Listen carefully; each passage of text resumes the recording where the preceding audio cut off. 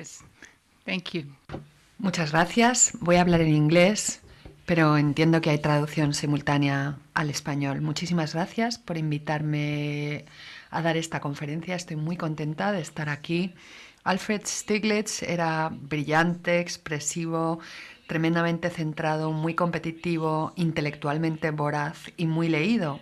Carismático, atractivo y dotado de una capacidad sorprendente para establecer una profunda comunión con los que le rodeaban, pero también voluntarioso, egoísta y controlador. Un fiero defensor de personas, ideas y arte, pero también un manipulador, descrito tanto como visionario como timador. Alguien con una pasión visceral, eléctrica, cuyo amor podía ser al mismo tiempo una profunda inspiración, pero también agobiante y destructivo.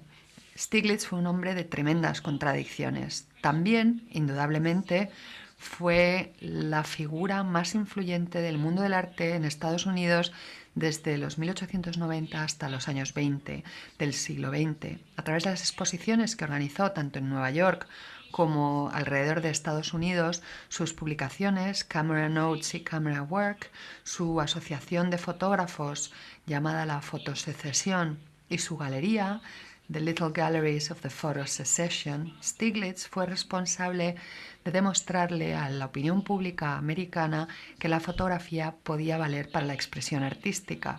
A finales de los 1890 y principios de los 1900 presentó la obra de fotógrafos ahora tan famosos como Edward Steichen, Clarence H. White, Gertrude Cassevier, Alvin Langdon, Coburn, por nombrar solo unos pocos.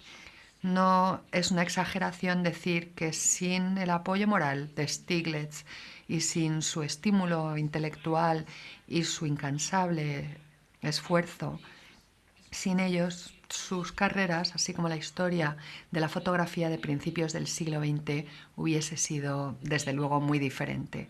Hoy, sin embargo, quiero hablar de Stieglitz no como defensor de otros fotógrafos y no tampoco sobre su asociación Photosecession, sino sobre su propia fotografía y más concretamente sobre el diálogo que estableció en su galería entre arte y fotografía en los años de 1907 a 1917.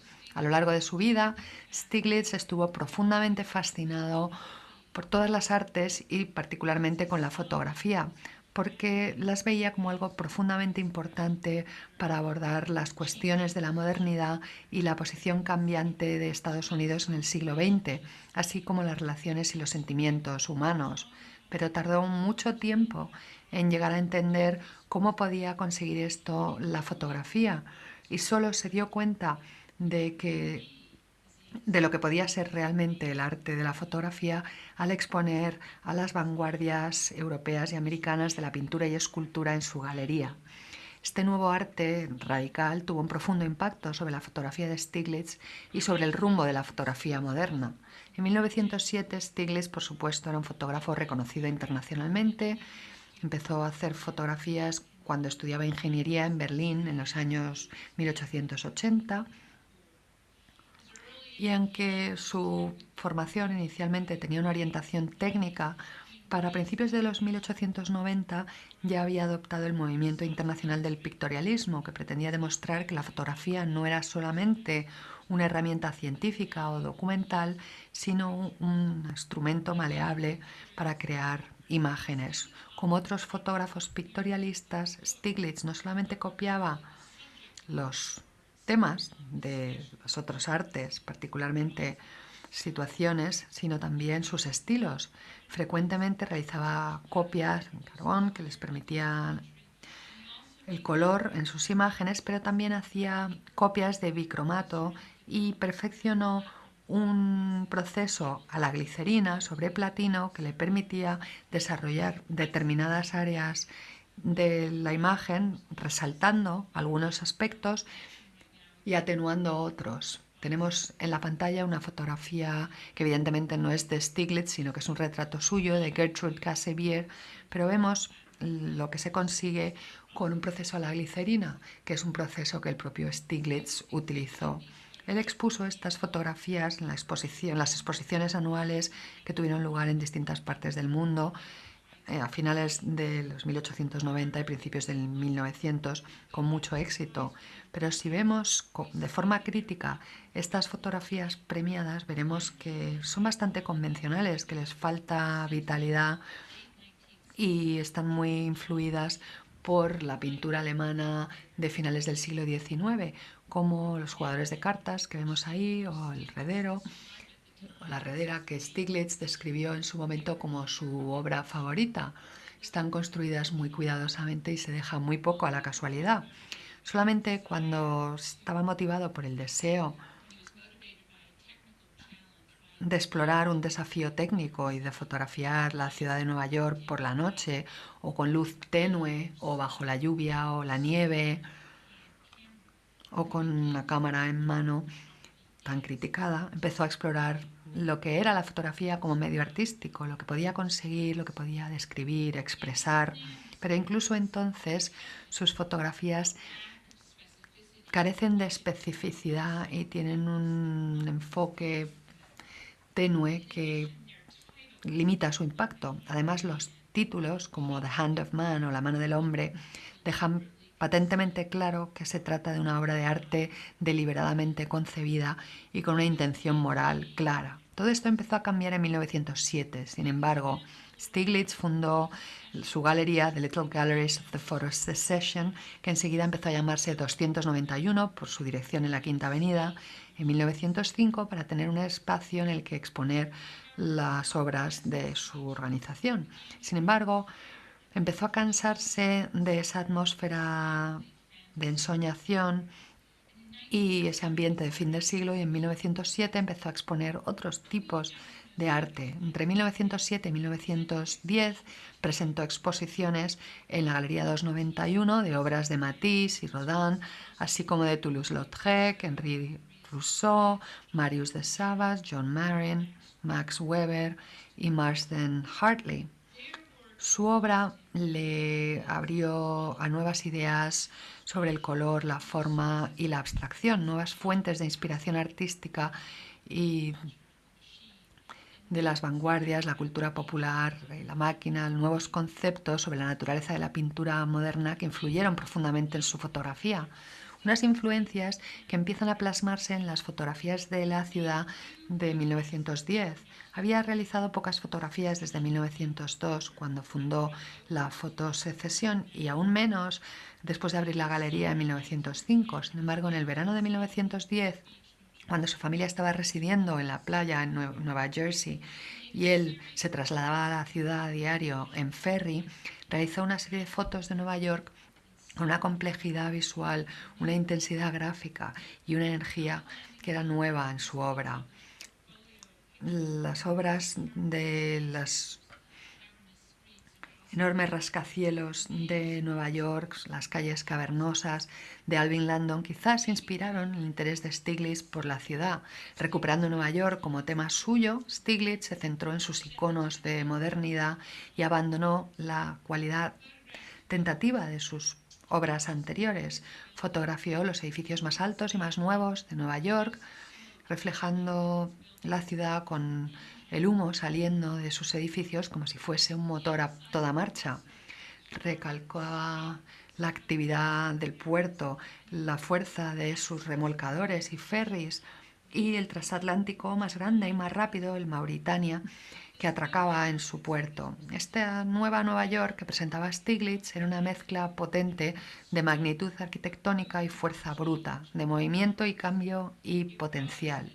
Era, como decía su título, The City of Ambition, la ciudad de la ambición. Más complejas visualmente que ninguna de sus obras anteriores, las fotografías de Stieglitz, con sus patrones densos y compresión del espacio, se inspiran en las obras de Coburn, pero también de Dove, Hartley, John Marin, Max Weber, a quien Stieglitz había exhibido en 1910. Con estas fotografías, Stieglitz comienza un diálogo prolongado entre la fotografía y las demás artes que se solían expresar en las exposiciones que organizaba en la galería. En 1913, por ejemplo, organizó 3 exposiciones sucesivas de acuarelas de Marin seguidas por sus propias fotografías y después la obra del pintor francés Francis Picabia. Las tres exposiciones incluían numerosas representaciones de la ciudad de Nueva York, permitiendo a Stiglitz comparar cómo dos pintores y un fotógrafo, dos americanos, él y John Marin, y uno europeo, respondían a la ciudad. Pero este diálogo entre fotografía y las demás disciplinas artísticas tuvo lugar también en las conversaciones que tenían lugar en la galería, en las páginas de la publicación de Stiglitz, Camera Work, y en sus propias fotografías. A través de sus charlas con Max Weber y otros, Stiglitz llegó a creer que el arte moderno era, como él lo llamaba, antifotográfico, es decir, que no pretendía crear una representación objetiva del mundo natural, sino que más bien pretendía explorar las propiedades más intrínsecas de la pintura o la escultura, el color y la forma, por ejemplo. Por lo tanto, razonaba Stiglitz, la fotografía moderna tenía que ser antipintura, ya no podía imitar la apariencia de las demás disciplinas, sino que debía explorar sus propias características intrínsecas. En una serie de artículos publicados en Camera Work, el amigo y compañero de Stiglitz, caricaturista mexicano Marius de Savas, le ayudó a aclarar estas ideas. Señaló que lo nuevo, o lo que él llamaba la fotografía pura, era capaz de superar a todas las demás artes porque podía aportar lo que él llamaba la verificación plástica del hecho, una prueba visual de lo que él llamaba verdades materiales del mundo natural. Armado con estas conclusiones, Stiglitz comenzó una serie de retratos de muchos de los artistas de la galería a los que posaba delante de obras de arte para comparar el arte moderno con la fotografía moderna. Durante la exposición de Savas en 1913, Stiglitz le posó delante de una caricatura que Savas había realizado de sí mismo y Marin. Podemos ver en esta fotografía que de Savas está delante de esa caricatura que aparece ahí en la pantalla. Reflejando elementos del dibujo de Savas en su propia fotografía, Stiglitz posa de Savas para que su cuello imite al collar de Marin que se ve en el fondo, mientras que el bigote de Sava imita la forma de la corbata de pajarita de Stiglitz que se ve en el dibujo. Un inteligente diálogo entre fotografía y dibujo, artista y sujeto. Stiglitz en sus fotografías compara la verdad material de la fotografía, su verificación plástica del hecho, con la abstracción posible en un dibujo o una pintura. Stiglitz siguió explorando este diálogo entre la fotografía y otras disciplinas artísticas en una serie de fotografías que realizó en 1915, muchas de las cuales incluían obras de Pablo Picasso. Le fascinaba la obra de Picasso desde que la vio por primera vez, probablemente a través de Max Weber en 1908. Organizó la primera exposición de Picasso en Estados Unidos en primavera de 1911. Inmediatamente se fue a París para conocerle, convencido de que Picasso era la gran fuerza de las artes plásticas. Escribió que va a devolver el arte a su verdadera expresión. Stiglitz adquirió varios dibujos de Picasso para su propia colección y a muchos los incorporó en sus fotografías de 1915, revelando su análisis del deseo de Picasso de extender los objetos al espacio circundante para organizar las obras de formas nuevas. Stiglitz pretendió fusionar a sus sujetos con el arte de Picasso. Posa a su hija Kitty delante de la cabeza de mujer de Picasso para que el sombrero de Kitty, con esa forma de moño en la parte superior, tuviese un eco en la forma de tipo moño del dibujo. Y también fotografió al pintor americano Charles Demuth delante de la cabeza de hombre de Picasso, alineando la oreja de Demuth para repetirse con la oreja del hombre de Picasso. Esta oreja de aquí alineándose con esta oreja de Demuth y también la raya del pelo con la raya dominante del dibujo de Picasso. En estas fotografías, Stiglitz no solamente adapta las estrategias cubistas, es decir, no copia el aspecto de una pintura cubista ni pretende realizar una fotografía cubista, sino que demuestra cómo puede convertir la vida en arte y forzar la fotografía moderna y el arte moderno, es decir, representación y abstracción, hecho e idea, a un enfrentamiento en un plano conceptual y visual de igualdad, como si estuviese probando cómo esta nueva interpretación del arte y la fotografía afectaría a su relación continuada con la ciudad de Nueva York. Stiglitz hizo una serie de fotografías desde las ventanas de atrás de la galería en primavera de 1915 que sugieren un nuevo nivel de madurez de su obra, aunque quizás inspirado en parte porque su joven protegido Paul Strand también estaba haciendo fotografías de Nueva York en esa época. La principal inspiración de Stiglitz fue Picasso,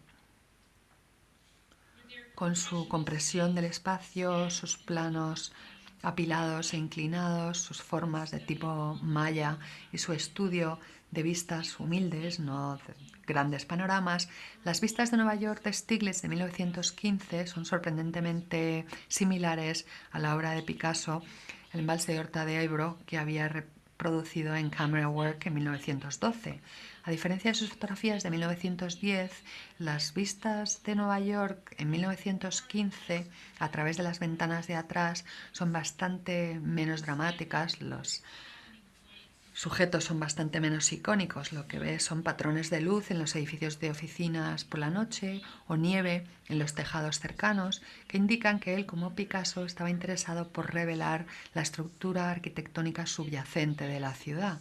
Sin embargo, la comparación que vemos aquí también revela la diferencia fundamental que veía Stiglitz entonces entre la pintura moderna y la fotografía moderna.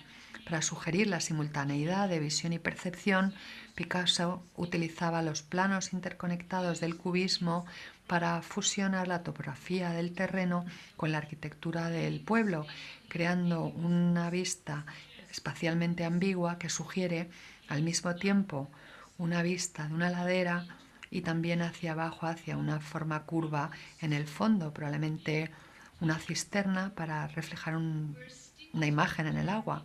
Aunque Stiglitz utilizaba la fotografía para abordar la especificidad del mundo y de hablar, como anuncia el título, sobre la vista de las ventanas traseras de la 291, la fotografía de Stiglitz nos cuenta cómo era la escena esa tarde, las pulgadas de nieve que habían espolvoreado los tejados, las cuerdas de colgar la ropa, las tuberías, las chimeneas, las terrazas y los árboles, transformando una vista modesta en un puzzle sorprendente de formas interconectadas.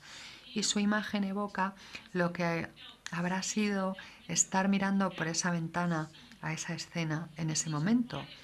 En estas fotografías tranquilas, contemplativas, Stiglitz pretendía no construir una gran obra de arte como lo había hecho en el Card Player, La Redera o Gossip Catwalk, sino reflejar los hechos que tenía delante de la cámara y las experiencias que evocaban.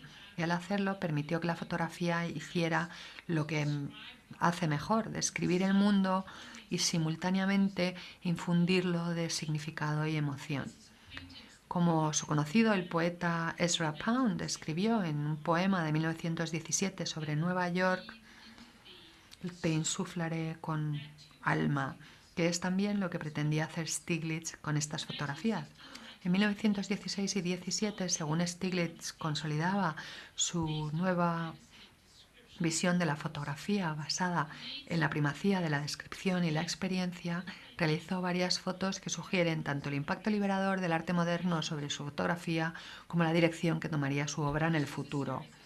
Primero fue una serie de imágenes realizadas en su casa de verano de Lake George, Nueva York, obtenidas con su cámara de 4x5 pulgadas, una herramienta que no había usado ampliamente desde hacía años. Fotografió a una amiga de la familia, Ellen Honegger, bañándose en el lago, así como su reflejo y el del pintor Abraham Walkovich en el agua, poco profunda. Estas representaciones revelan su nueva confianza en su capacidad de capturar el instante con los medios más mínimos y crear arte a partir de prácticamente nada, sin tener que reflejar grandes vistas ni personas importantes. Stieglitz había utilizado la cámara de 4x5 en los 1890, pero hasta estas fotos de 1916 que celebran de forma espontánea la aceptación completa de un estado de flujo constante, pudo explotar la estética de la instantánea tan eficazmente.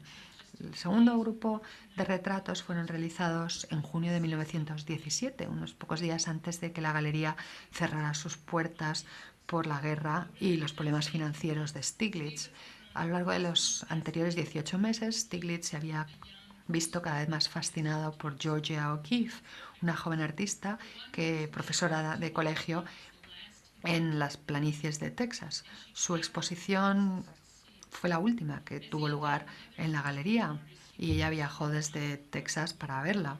Como había hecho con otros artistas, la posó delante de su acuarela Blue 1, fusionando aspectos de su ropa y su pelo con la obra de arte que tenía detrás, revelando su profunda fascinación por ella como mujer, con una fotografía de sus elegantes manos y dedos posados delante de su vestido. Al año siguiente, cuando O'Keeffe se trasladó a Nueva York y ella y Stieglitz empezaron a vivir juntos, la fotografió, dijo ella, con una especie de calor y excitación que no se veía en su obra anterior. Entre junio de 1918, cuando ella llegó, y agosto de 1918, cuando se marcharon a Lake George, realizó más de 50 retratos de 8 por 10 pulgadas de ella, un número sorprendente para un artista que había trabajado tan lentamente hasta ese momento. Al embarcarse en estas fotografías, aprovechó todo lo que había aprendido del arte que había expuesto en la galería entre 1907 y 1917. Se inspiró, por ejemplo, en Rodin, estudiando la abierta sensualidad que representaba en sus acuarelas, que Stieglitz había expuesto en 1910. También se inspiró en la extremada simplificación de la forma de Brancusi, en esculturas como la Musa Durmiente, que Stieglitz también había expuesto en 1914, y se inspiró en las formas y emociones del arte africano que también había expuesto en la galería. Y aunque los retratos de O'Keeffe se inspiran en estas fuentes, también van mucho más lejos y hablan sobre su relación en evolución y cómo cambia la interpretación de Stieglitz del retrato fotográfico. En esas imágenes del verano de 1918 vemos su relación cada vez más estrecha y la creciente comodidad de O'Keeffe al ser el objeto de un escrutinio tan intenso. Según evolucionan sus estudios de ella, pasan a ser menos sobre ella como artista y más sobre O'Keeffe como mujer y amante y la pasión sexual que compartían. A menudo vestida solamente con una bata o un camisón, O'Keeffe mira directamente a la cámara y también a Stieglitz con una sensación de pasión bastante palpable. La fotografió como la amante que era y él estaba absolutamente enamorado de cada pulgada de su amada, pero la estudia también como artista y analiza cómo la parte expresa el todo. Celebrando el concepto modernista del yo fragmentado, rápidamente se dio cuenta que la pasión que compartían reverberaba a través de todo su cuerpo y que por lo tanto su torso, sus pies y especialmente sus manos se convirtieron en objeto de su devota atención. Conjuntamente estas fotografías nos hablan del tremendo deseo que sentía Stieglitz hacia O'Keeffe, del atractivo de su presencia física y del impacto palpable que una persona puede tener sobre otra, y se refieren a su deseo de que sus fotografías aborden esa cosa tan difícil de plasmar, una relación entre dos personas. Y como escribió a O'Keeffe, quería que sus fotografías captasen ese algo que respira y que es espíritu puro entre dos personas y una relación que es sagrada. Pero los retratos de O'Keeffe también se refieren a su creciente fascinación por las series y con la idea de crear un retrato compuesto de alguien que se componga de múltiples fotografías obtenidas a lo largo de un periodo prolongado de tiempo. Con una idea fundamentalmente modernista, cree que es imposible resumir su personalidad ni la de nadie con una sola imagen. Dice que se compone de muchas personalidades. Igual que el mundo externo cambiaba continuamente, tampoco era O'Keeffe nunca la misma. Además, Stiglitz amplía el concepto modernista de que toda la verdad es relativa al concepto del retrato, porque creía que cada uno de los muchos yos de O'Keeffe era igualmente válido y que por lo tanto cada uno debía ser conservado en ese todo compuesto. Cuando Stiglitz expuso sus fotografías de O'Keeffe en su exposición de 1921 en las Anderson Galleries de Nueva York, causaron una tremenda sensación. Fueron una enorme revelación, dijo uno de los críticos. Nunca había habido tanto interés por una exposición monográfica. Y un tercero dijo, la gente te para por la calle para decirte que tienes que ir a ver la exposición de Stiglitz. Con tanta publicidad, hubo más de 3.000 visitantes a la exposición en las 2 semanas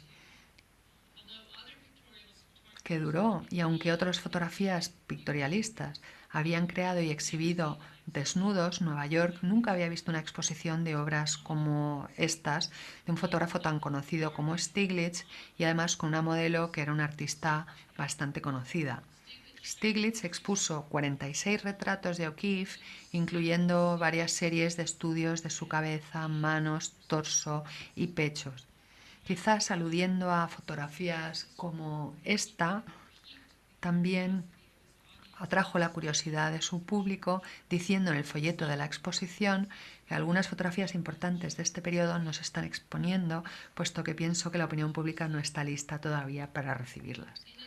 Además de sus sensacionales retratos de O'Keeffe, su exposición de 1921 fue también el primer caso en el que Stiglitz empezó a reinterpretar su obra anterior a la luz de su nueva visión de la fotografía. Describe la exposición como una retrospectiva, pero presenta una selección completamente diferente de fotografías obtenidas entre 1884 y 1900 de las que hubiera presentado 20 años antes. Su fotografía favorita de los 1890, la heredera, no estaba en esta exposición, ni tampoco los jugadores de cartas, ni ninguna de sus fotografías con proceso a la glicerina, ni bicromato de principios de los 1900 que mostraban su interés por el pictorialismo. Más bien, en la exposición incluía Sun Rays Paula, o rayos de sol Paula, por primera vez, que es ahora una fotografía que consideramos una de sus grandes obras seminales. Stiglitz creó el negativo en 1889, pero nunca lo reveló hasta 1916 y no lo expuso hasta esta exposición de 1921. Con su fuerte estructura geométrica, sus patrones de luz y sombra y el diálogo cuidadosamente construido entre las fotografías de Paula que cuelgan en la pared y la propia mujer sentada, Sunrise Paula se parece bastante en su significado y estructura a sus fotografías de Zayas y Kitty de la galería y a sus retratos de O'Keeffe. Además, Stiglitz expone también la terminal en esta exposición de 1921. Este conductor de tranvía cuidando a sus caballos en un frío día de invierno es ahora una de sus obras más aclamadas de los 1890, pero Stiglitz casi nunca la expuso en los 1890 y jamás la reveló entonces. Solo reconoció su importancia después de haber realizado sus vistas de la ciudad en 1910 y solo la vio como una celebración de un momento instantáneo de interacción entre dos seres vivos después de haber realizado sus fotografías de Ellen Kaniger y de O'Keeffe. Con su agudo sentido de la historia y su deseo de ser juzgado en sus propios términos, Stiglitz continuó revisando sus primeras obras a lo largo del resto de su vida. Repetidamente estudió su colección de fotografías y destruyó obras que ya no se adaptaban a su visión modernista de la fotografía. Con un nuevo respeto por el material fotográfico y medios más transparentes, obtuvo copias menos atmosféricas, más claras de imágenes que previamente había revelado como fotograbados o copias en carbono, y como había hecho una tarea tan eficaz de revisión de su primera obra, erradicando su interés por el pictorialismo y también Cualquier vacilación hace que la evolución de su arte resulte mucho más lógica, casi protomodernista, de lo que lo fue en realidad, y complicó considerablemente el trabajo de los historiadores que han intentado analizarlo. Pero si alguien se dio cuenta de que Stiglitz estaba reescribiendo la historia de su obra en su exposición de 1921, nadie lo comentó en la prensa. Como señaló Stiglitz, todos parecían apropiadamente conmovidos. Había un silencio como de iglesia. Stiglitz a veces la verdad es que podía ser bastante pomposo. Pero aunque estaba encantado con el apoyo de la crítica, O'Keeffe estaba molesta. Ella se había convertido, como señaló uno de los críticos, en una personalidad famosa. Posteriormente le dijo a una conocida: casi me puse a llorar, pensé que nunca podría volver a salir al mundo. Profundamente enamorada de Stiglitz, ella había posado para él y estaba encantada de ayudarle, ya que él había hecho tanto para ayudarla a ella en su arte, y probablemente nunca se dio cuenta de que su sexualidad privada se iba a hacer pública, ni tampoco se imaginó nunca de que las fotografías de Stiglitz afectarían cómo interpretarían los críticos su propia obra cuando se expuso solo un mes después, en abril de 1921. Muchos escribieron sobre sus pinturas como si estuviesen pensando en las fotografías de Stiglitz. Hablaban de sus pinturas como documentos vergonzosamente privados con un desnudo tangible. El resultado fue que a principios del verano de 1921 O'Keeffe se apartó de la cámara de Stiglitz y cuando posó para él, a partir de este momento, estuvo mucho más distante y reservada, pero el diálogo que empezaron en 1917 continuó.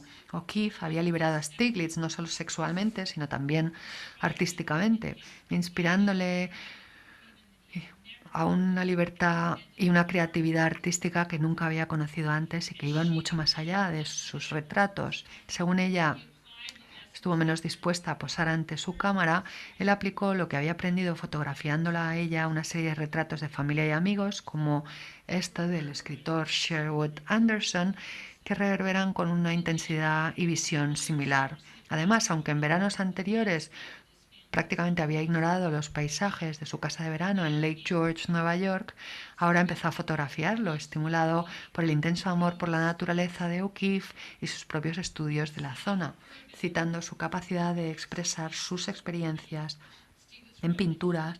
Stiglitz escribió que él también pretendía expresar sus sentimientos en las fotografías de los árboles, pajares y edificios que le rodeaban. Una calidad más juguetona aparece en la obra de Stiglitz en los años 20. Ahora entiende que la fotografía es una parte esencial de un nuevo anarquismo, de una revuelta contra un orden estético desfasado que interesa a su espíritu rebelde. Stiglitz adopta parte de la agenda antiarte del dadaísmo. En su obra Americano Espiritual, una fotografía de un caballo castrado, adopta el humor escatológico del dadaísmo y sus títulos. Como el artista dadaísta Max Webb habla de los impactos que se pueden tener sobre exponiendo o invirtiendo los tonos en sus fotografías, como vemos aquí. Y si creemos las afirmaciones de Stiglitz de que su doble exposición de 1919 del rostro de Dorothy Stuart superimpuesto a su pierna no estaba previsto, también utiliza la idea dadaísta de llevar lo casual al arte. En el 22 se produce otro salto en la obra de Stiglitz. Ese agosto recibe una copia de una obra de un crítico, Waldo Frank, en el que dice que el poder de las fotografías de Stiglitz reside en su capacidad de moldear, o como interpreta él el comentario, de hipnotizar a sus sujetos. Stiglitz estaba decidido a demostrar que no tenía ese poder sobre sus sujetos y busca algo para fotografiar que no pudiese controlar. Utilizando su cámara de 4x5 pulgadas, fotografía a la nueva mujer de Paul Strand, Rebecca, cuando llega a Lake George en septiembre, en una serie de instantáneas, rápidas, casi cinemáticas de Rebecca nadando. Él capta imágenes, dice, de lo que he visto y no de lo que significa para mí. estas imágenes inmediatas, intuitivas, a la vida que les rodeaba, le abrieron los ojos, escribe. Como sus fotografías de Ellen Koniger son fotografías que hablan directamente del momento y de su relación con las personas y cosas que le rodean. Ya no pienso, le escribe un amigo, solo siento. Stiglitz presenta todas estas innovaciones en su exposición de 1923 en Nueva York. Además, también exhibe 10 fotografías de 8x10 de nubes flotando sobre el paisaje de Lake George. Realizó estas fotografías en 1922 específicamente como respuesta a la acusación de Waldo Frank. Claramente dijo, nadie podría acusarle de moldear o hipnotizar algo que se mueve tan libre y tan rápidamente a través del cielo como las nubes. Con su fascinación por las series de imágenes, las agrupa en una secuencia de fotografías y, como tantos artistas modernos, utiliza un título que relaciona las fotografías con la música y los titula Música, una secuencia de 10 fotografías de nubes. Inspirado por las imágenes de las nubes y las conclusiones que había sacado utilizando su cámara de mano, Stiglitz se obsesiona con fotografiar el cielo en 1923 y durante los siguientes 7 años dedica la mayor parte de su energía a ello. El peso y el volumen de su cámara de 8x10 le dificultan apuntar con la lente muy por encima de la línea del horizonte, pero sí que puede apuntar su cámara de mano más pequeña en cualquier dirección y inmediatamente empieza a explorar sus posibilidades para crear imágenes que eran, como decía O'Keeffe, muy alejadas de la Tierra. Sin línea del horizonte para anclar la imagen o al espectador, son fotografías que no tienen arriba o abajo, que crean una sensación extraña de desorientación y abstracción. Al no reflejar ningún objeto, excepto las nubes, tampoco tienen sensación de escala y se establece una extraña tensión entre la enormidad del sujeto nominal, el cielo, y la pequeñez de la fotografía de 4x5 pulgadas. Al extraer las nubes de nuestro marco habitual de referencia, libera las formas de lo que eran en la naturaleza y les da una vida expresiva más pura. En 1925 empieza a titular estas fotografías equivalentes, explicando, tengo una visión de la vida e intento encontrar sus equivalentes a veces en fotografías. Según intenta crear un nuevo lenguaje para la fotografía que fuese menos dependiente de la temática, más intuitivo, más expresivo de un estado de ánimo o experiencia, Stiglitz quería que el espectador fuese menos consciente de las nubes como nubes. Y al mirar mis imágenes de nubes, concluía Stiglitz, la gente parece que es más libre para pensar sobre las relaciones en las imágenes y no tanto en lo que represento. En 1930 Stiglitz descubrió o más bien redescubrió el tema que revitalizaría su arte durante los siguientes años, el rostro cambiante de Nueva York. Unos meses antes, en diciembre de 1929, justo semanas antes del crack de la bolsa y de que empezase la Gran Depresión, se instaló en su última galería americana en el piso 17 de un edificio de oficinas en la avenida Madison y 53 en Nueva York. En las alturas, sobre la Nueva York que también conocía, American Place estaba dedicado a la obra de O'Keeffe, así como la de John Merrin, Arthur Dove, Charles Delmuth, Marsden Hartley. Fotógrafos más jóvenes como Ansel Adams y Elliot Porter también expusieron allí, pero no era tanto la gente sino las vistas de las ventanas de la galería lo que inspirara más a Stiglitz. Durante los próximos años fotografió los edificios en construcción que veía desde sus ventanas en American Place o en el apartamento que compartían él y O'Keeffe en el Hotel Shelton. Las imágenes resultantes tienen una potencia formal y una complejidad gráfica y una lucidez que estaba ausente en su obra anterior. A diferencia de muchos artistas en los años 20, como Merrin o Joseph Stella, Louis Lozovic o incluso O'Keeffe, Stiglitz no resalta las vistas vertiginosas desde los rascacielos, ni los propios rascacielos, ni tampoco como Walker Evans o Berenice Abbott fotografía la vida en las calles de la ciudad. Más bien Stiglitz se mantiene desde lo alto, enfrentándose a los rascacielos casi codo con codo, como si fuese su igual, como decía su título, desde mi ventana en American Place North o desde mi ventana en el Shelton West, a menudo tensos. Los detalles, las fotografías de Stiglitz, como la propia ciudad, están al borde del caos, pero con su cuidadoso enmarcado, la elección de la hora del día, la atención que presta a las sombras sobre los edificios y sus copias en gelatina de plata tremendamente claras, es capaz de imponer un orden coherente al mundo que se ve a través de sus ventanas.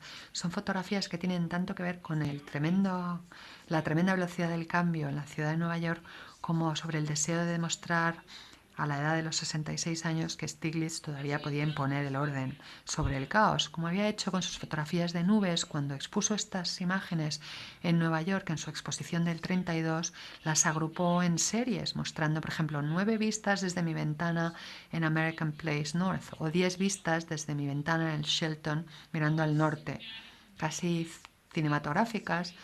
Las series de Nueva York de Stiglitz reflejan el crecimiento implacable de una ciudad fría y despoblada en los peores momentos de la depresión. Una ironía que prevalecía en la mente de Stiglitz. Muchos le oían hablar, como decía, de esos rascacielos excesivamente decorados y vacíos construidos mientras los artistas se mueren de hambre y los museos tienen que cerrar sus puertas.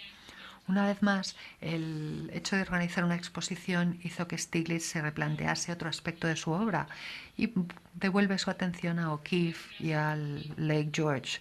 Sus fotografías de O'Keeffe de los años 30 revelan la distancia que entonces les separaba. Ella le mira pasiva, resignada o mira hacia la distancia. Solía colocar los emblemas de su independencia y su nueva vida en Nuevo México, los huesos que recogía allí y su adorado coche entre ellos, de forma que ella está mirando por la ventana de su estudio o por la puerta de su coche, no está justo delante de él como lo había estado una década antes. Con su brillo metálico, sus profundos negros y su geometría compleja, son de sus fotografías más completas pero también más tristes, reconociendo francamente la frialdad que existía entre ellos. Estas obras tan personales tienen que haber sido las más difíciles de hacer para Stiglitz. También fueron duras para O'Keeffe, ya que ella era consciente de que Stiglitz al mismo tiempo estaba también fotografiando a su amante, Dorothy Norman, que estaba más que dispuesta a posar para él. En los años 30, según empezó a empeorar su salud y Stiglitz pasó más tiempo en el lago George, la granja y las colinas circundantes se convirtieron en el objeto de su cámara. Como las imágenes de Nueva York son obras tranquilas, rigurosas, pero intensamente autobiográficas. Igual que estudiaba las vistas desde sus ventanas en American Place, también registra las sombras cambiantes de la casa sobre la hierba hasta el lago, indicando la presencia de su familia y su relación continuamente cambiante con ese lugar. Con su estricta atención al enmarcado y al detalle, como en las fotografías de Nueva York, fotografía una parte del porche en la que O'Keeffe había quitado el techo para que entrase más luz a la planta baja. Al contrastar la estructura ordenada de la casa con la viña que crecía sobre, o la vid que crecía sobre de forma tan exuberante sobre la barandilla, crea un relato elocuente de su vida y la de O'Keeffe en el lago George. E igual que refleja la vida cambiante en Nueva York en esa época, también relata la lenta desintegración de su vida con O'Keeffe en Lake George, con sus estudios de los chopos moribundos que mantienen, a pesar de estarse secando, su reseca belleza. El chopo, dice, es un emblema o una representación de sí mismo. Finalmente, con un problema cardíaco cada vez más grave, dejó de hacer fotografías en 1937, a los 73 años, y muere 9 años después, en 1946. Fue uno de los mayores defensores de la fotografía, un medio que defendió durante más de 60 años, y además fue uno de los fotógrafos más creativos, realizando obras que revelaban el arte de la fotografía, algo que nadie había hecho antes y pocos han hecho desde entonces. Muchas gracias y ahora estaré encantada de contestar a cualquier pregunta que pueda haber.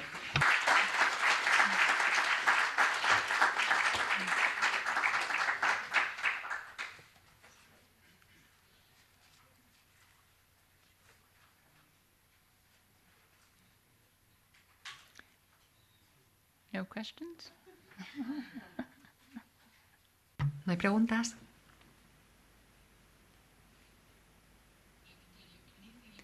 Os puedo contar lo que queráis sobre la relación de Stiglitz y de O'Keeffe, porque he escrito un libro y publicado un libro con sus cartas. Interesante conferencia. Yo quería... Un segundo, que tenía que coger el traductor. ¿De acuerdo? Ah.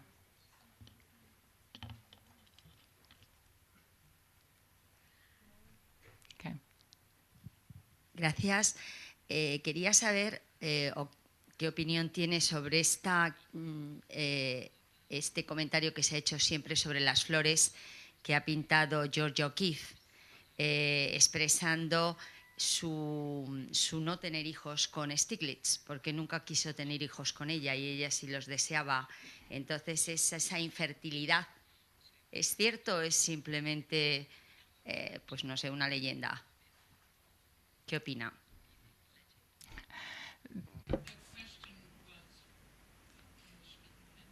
Bueno, para mis amigos que no hablan inglés, lo que me han preguntado es por las pinturas de flores de O'Keeffe y si es verdad que expresan su deseo por tener hijos con Stiglitz, que siempre se negó a tenerlos con ella. En otras palabras, era una expresión de su infertilidad con él. Pues no, yo no creo que realmente fuesen eso. Había una fascinación por las imágenes de flores en general, bueno, las imágenes de la naturaleza en general. En los años 20,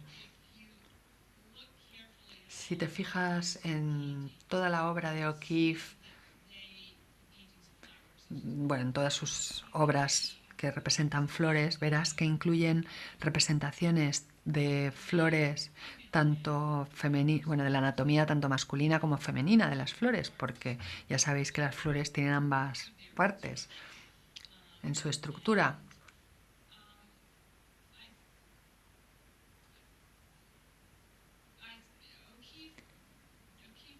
O'Keeffe quería sin duda tener hijos, eso es verdad, y Stiglitz no quería tener hijos. Él tenía una hija, Kitty, que ya habíamos visto en esa fotografía, que a principios de los años 20 tuvo un problema mental y tuvo que ser hospitalizada y al final estuvo en un manicomio el resto de su vida, probablemente por lo que ahora llamaríamos una esquizofrenia. Y Stiglitz tenía miedo que a lo mejor eran sus genes los responsables de esa esquizofrenia. Y ese es uno de los motivos por los que no quería tener hijos con O'Keeffe. También le pareció que si O'Keeffe tuviese hijos, eso la apartaría de su arte, la distraería de su arte. Y a él le parecía que su pintura eran sus hijos. Pero decir que esas flores sean una expresión de su deseo por tener hijos me parece excesivamente simplista, porque la propia O'Keeffe a menudo dijo que todas sus obras, tanto abstractas como sus obras más representacionales, eran retratos de personas, eran representaciones de su respuesta a personas y situaciones. Pero, bueno, por terminar, decidir que son expresiones de su deseo por tener hijos, no creo que haya ninguna evidencia que lo apoye. ¿Alguna pregunta más?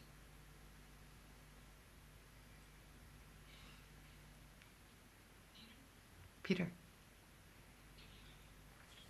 Relación de Stiglitz con Paul Strand.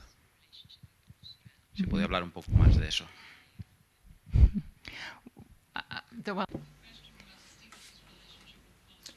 En la relación de Stiglitz con Paul Strand, mañana el conferenciante de mañana probablemente va a abordar ese tema, pero Stiglitz, como he dicho al principio, era una personalidad muy contradictoria. Era también tremendamente competitivo y los mayores saltos en su arte a menudo estuvieron motivados por su relación normalmente con fotógrafos más jóvenes. Como he señalado en mi conferencia, Cockburn Shirley inspiró ese salto en la obra de Stiglitz en 1910, esas fotografías de Nueva York, pero también la pintura de Maren le inspiró. Y Strand, desde luego, también le motivó para volver a fotografiar Nueva York en el año 15, porque fue exactamente en la misma época que estaba Strand empezando a explorar esa misma temática. Stiglitz siempre fue pionero, no le gustó seguir a nadie y siempre tenía que demostrar que él podía hacer algo mejor que nadie. Y en su relación con Strand, esas características de su personalidad yo creo que llevaron a muchas dificultades a lo largo de los años y al final generaron grandes conflictos. Strand fue un muy buen amigo de Stiglitz durante los años 20. Les ayudó mucho a él y a O'Keeffe y fue una de las personas que ayudó a encontrar esa última galería de Stiglitz en American Place. Y literalmente fue el que encontró ese espacio para la galería y ayudó a recaudar el dinero para conseguir alquilarlo. Y Stiglitz nunca fue lo suficientemente buen amigo de Strand. Él expuso la obra de Strand bastante infrecuentemente en esos últimos años de su relación y por lo tanto fue una relación bastante complicada la que existió entre ellos. Un poco de padre e hijo, pero conflictiva.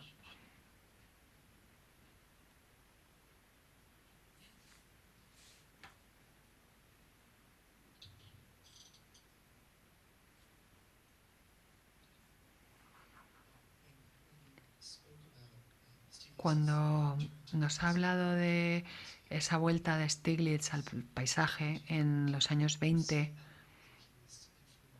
¿crees que estuvo especialmente influido por alguno de los artistas que había expuesto, como John Merrin o la propia O'Keeffe o Hartley? ¿Crees que hay algún artista en particular que era el que le inspiraba para sus propios experimentos con el paisaje? Yo creo que fue O'Keeffe más específicamente. Se pueden ver muchos paralelismos entre sus fotografías y la obra de O'Keeffe, aunque por otra parte también se ven paralelismos con Duff, con Schiller. Bueno, no necesariamente con los paisajes puros de Schiller, sino más bien sus estudios de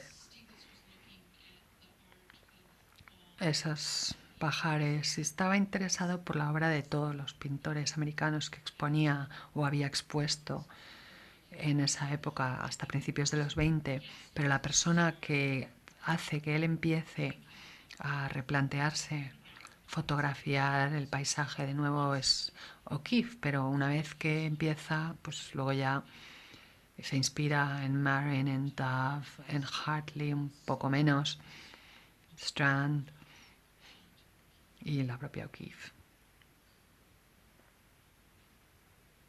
Sí.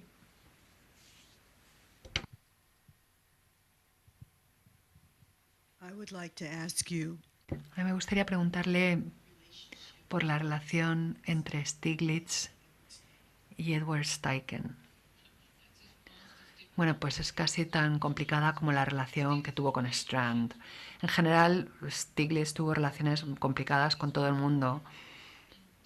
Formaba o establecía unas amistades muy intensas, casi pasionales con la gente, que al cabo del tiempo se torcían, ocurría algo que rompía la amistad, a menudo para siempre. Y eso pasó también con Steichen. Steichen era un fotógrafo que descubrió Stiglitz a finales de los 1890. En ese momento Stiglitz, por supuesto, trabajaba y vivía en Milwaukee como pintor y fotógrafo. Paró en Nueva York de camino a París y Stiglitz le compró algunas de sus fotografías. Y esto fue una tremenda inspiración para Steichen. Le dio la confianza que le parecía que necesitaba para embarcarse en este nuevo viaje en el que pretendía probarse como artista. Y a principios de los 1900, después de que Steiglitz hubiese abierto su galería 291, fue por los contactos de Steichen en París por los que Stiglitz pudo conseguir esa serie extraordinaria de exposiciones. Fue Steichen el que le daba los contactos para las exposiciones de Rodin, Matisse, no tanto Picasso, pero sí Cézanne, Toulouse-Lautrec, porque Steichen había desarrollado contactos en París que permitieron a Stiglitz representar el arte más vanguardista que se estaba creando y antes que nadie más en Nueva York lo hubiera visto. Con lo que Steichen fue de una importancia fundamental en ese sentido, pero empezando en 1910, 11, 12, según empezaron a llegar otros artistas y otras personas a la órbita de Stiglitz, primero Max Weber, luego Savart, para cuando empezaron a aproximarse otros artistas a Stiglitz y él empieza a inspirarse con sus ideas, Steichen y particularmente su obra le empiezan a parecer más antiguas, más pasadas. Es como si Steichen en su obra no se estuviese manteniendo en la vanguardia y entonces Stiglitz empieza a distanciarse de Steichen y para cuando empieza la Primera Guerra Mundial o para 1915 la ruptura estaba casi totalmente consolidada, aunque tuvieron una breve reconciliación hacia el final de la vida de Stiglitz. Fue Steichen a An American Place por la amistad que tenía con O'Keeffe, fundamentalmente, y se reconcilian Stiglitz y Steichen y empiezan a reconstruir un poco su amistad muy hacia el final de su vida, pero fue una relación también conflictiva.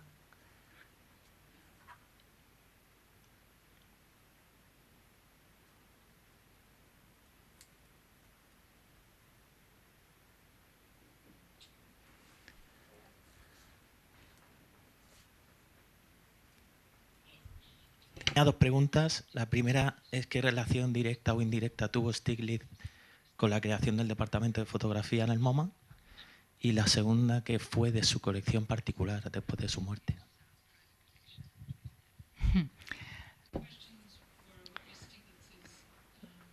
Las preguntas eran cuál fue la relación directa o indirecta de Stiglitz con la creación del departamento fotográfico del MoMA y qué pasó con la colección privada de Stiglitz. ¿Te refieres a la colección privada de sus propias fotografías o de pintura y fotografía de otros? Bueno, voy a contestar primero a la segunda pregunta, que es más fácil. La colección de Stiglitz de su propia pintura, dibujos y fotografías de otros artistas, Steichen, Clarence White, Gertrude Cassevier. Todo eso pasó a O'Keeffe tras su muerte. Y O'Keeffe hizo algo extraordinario porque podría haberlo vendido. Esta era una colección que incluía Picassos, Matisse, Cézanne, Brancusis, Kandinskis, docenas de obras de O'Keeffe, Maren, Dove, bueno, que ahora valdrían miles de millones de dólares y lo podría haber vendido. Incluso entonces había bastante mercado, desde luego, para el arte europeo. Y sin embargo, se dio cuenta de que como colección tenía un valor intrínseco. Decía algo sobre quién había sido Stiglitz en ese momento tan importante de la cultura americana, en la que el arte europeo llegó a Estados Unidos y luego la respuesta artística americana a ese arte, con lo que separó esa colección, la mayor parte se la dio al Metropolitan de Nueva York y al Art Institute de Chicago, y luego partes más pequeñas de esa colección, obras de O'Keeffe, Maren, Hartley, de los artistas americanos sobre todo, también la donó al Philadelphia Museum, al Modesto Museum de Fine Art, a la National Gallery, al Museo de San Francisco de Arte Moderno. O sea que lo que hizo fue repartirla por los museos americanos, fundamentalmente, aunque en ese momento también recibió la colección de fotos del propio Stiglitz, que era muy grande y estaba muy cuidadosamente organizada por el propio Stiglitz como su visión definitiva de quién había sido él como fotógrafo modernista, moderno, y revisó y analizó y reestructuró toda esa colección en los años 20 y 30, y ella hizo una copia de cada fotografía montada de Stiglitz de su colección en el momento de su muerte, y si había distintas copias de cada negativo, en platino, en caladio, en colodio, en lo que fuera, iba colocando un ejemplo de cada una de esas copias en ese conjunto, porque se da cuenta de que no eran solo copias, sino distintas interpretaciones del negativo. Algo bastante brillante por su parte el reconocer eso en ese momento. Y también si había distintos recortes del negativo, también ponía una copia de cada uno.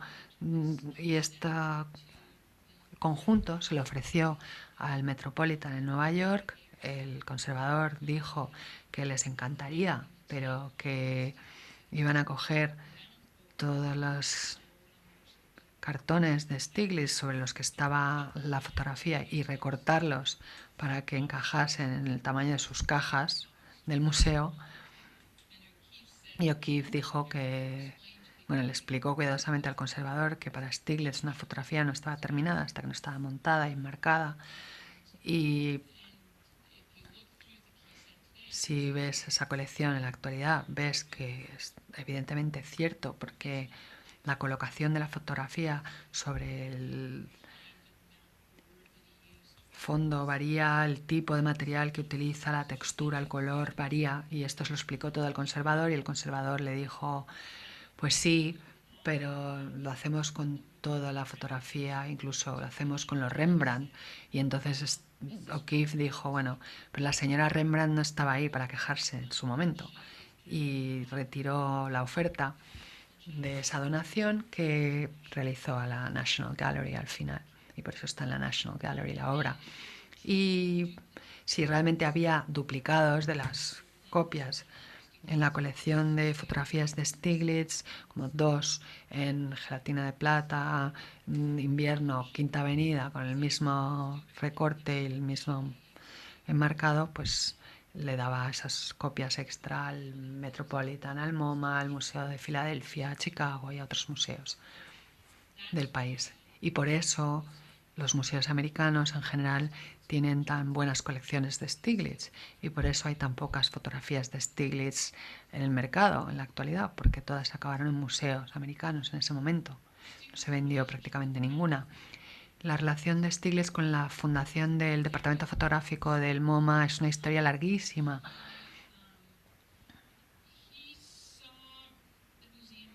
Él veía el MoMA como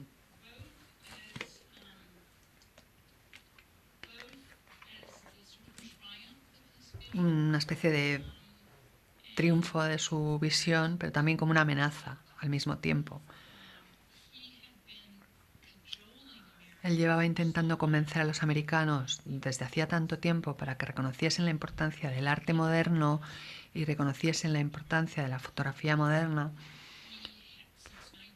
Desde 1900 había estado pidiendo algo como un museo de arte moderno, que cuando por fin se fundó a principios de los años 30, él era muy escéptico en cuanto a los motivos subyacentes. Realmente no sabía si podía confiar en la gente que había tras esa iniciativa, sobre todo los patronos ricos. También podría haber sido un tema de celos, por supuesto, pero no le parecía que los directores y conservadores estuviesen prestándole suficiente atención y reconociendo todo lo que él había hecho por el arte moderno en el país hasta ese momento, así que se sintió un poco ignorado o marginado y también, con razón, le molestó que la fotografía no fuese parte del programa desde el principio. Y cuando Ansel Adams y David McAlvin y otros empezaron a presionar para que se crease un departamento de fotografía, tuvo esa misma dicotomía en sus conversaciones con ellos sobre el tema. Bowman Newhall también fue a hablar con Stiglitz en esos primeros años cuando el departamento se había fundado, y Nancy Newhall, su mujer, que fue una de los principales apoyos del departamento. Al final él donó al departamento varias fotografías suyas, pero en cuanto se supo que se iba a crear el departamento, no lo apoyó abiertamente. Cuando Newhall organizó su primera exposición Historia de la Fotografía, él desde luego tampoco apoyó esa iniciativa. Su respuesta fue más bien decir: pero ¿y este chaval por qué cree que puede organizar una exposición sobre la historia de la fotografía cuando yo llevo toda mi vida entera trabajando en este campo? ¿Cómo es posible que este chaval que acaba de salir de Harvard piense que va a ser capaz de hacer algo así en los 2 años que lleva? Así que fue bastante escéptico con respecto a esa primera exposición, sí. Fue también una relación complicada.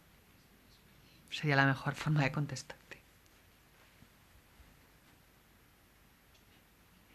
¿Algo más? Bueno, pues muchas gracias.